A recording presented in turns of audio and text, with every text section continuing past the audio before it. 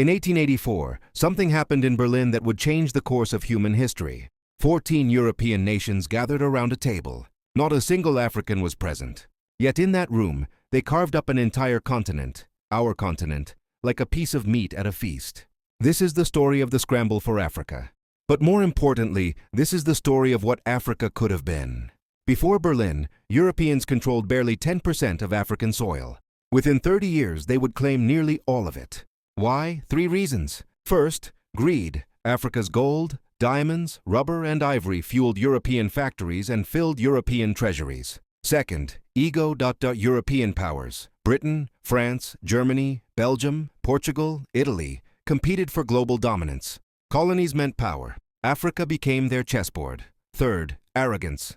They called it a civilizing mission. They believed they had the right, even the duty, to rule over us. And so they drew their lines. Straight borders that cut through kingdoms, separated families, and divided peoples who had lived together for centuries. The Maasai split between Kenya and Tanzania. The Yu divided between Ghana and Togo. Communities that shared language, blood, and history suddenly made foreigners to one another. King Leopold II of Belgium claimed the Congo as his personal property. Personal property. Under his rule, millions of Congolese were worked to death, hands cut off for failing to meet rubber quotas. Millions. In Namibia, German forces committed genocide against the Herero and Nama peoples, a crime the world would not acknowledge for over a century. From Algeria to Zimbabwe, from Senegal to Somalia, our ancestors resisted. They fought with everything they had. Queen Nzinga Emperor Menelik II, Samori Tureya Asantewa. But rifles cannot easily defeat machine guns. Courage cannot always overcome industrial warfare. By 1914, only Ethiopia and Liberia remained free. Now let us imagine something different. Imagine that Berlin Conference never happened.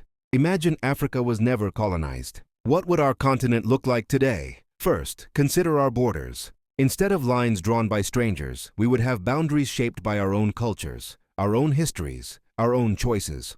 The ethnic conflicts that have plagued post-colonial Africa, many were born from those arbitrary divisions.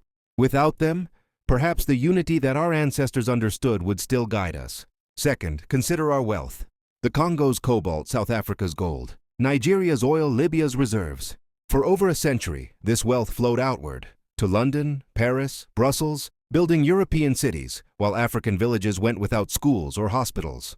Imagine if that wealth had stayed. Imagine African industrialization in the 19th century.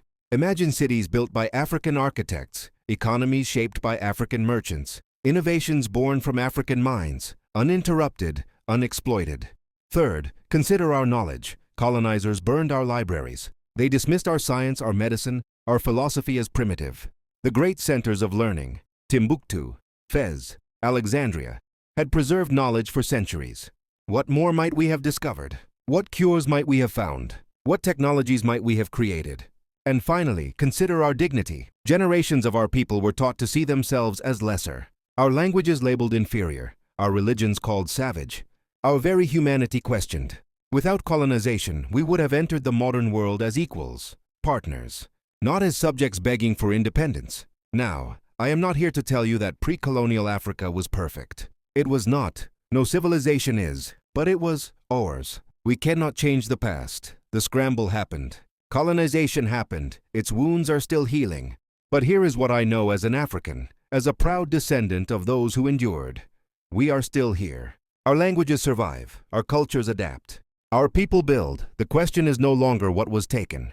The question is, what will we create next? Africa's story is not finished. We are writing new chapters every single day. And this time, we hold the pen,